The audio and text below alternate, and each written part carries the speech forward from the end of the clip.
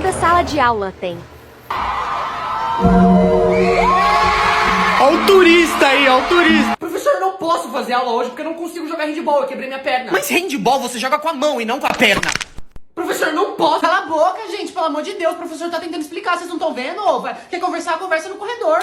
Cala a boca, moleque chato, eu, hein? Que é isso? Gente, tá parecendo uma taturana. Sério? Mano, falta 5 horas pra acabar a aula. Ah, ela passou, não? Ela passou. Ó, me desenha aí, na moral. Tu quer que eu te desenho? Tá. A lápis é 10 reais. Pode ser com caneta? Quer caneta? Tá, então fica 350, pode parcelar 2 vezes. Mano, você desenha muito. Então, como eu tô... Quem que foi que fez isso? Quem? Lucas. Cavalo. Que barulho é esse? Que... Gente, que... Rapaz!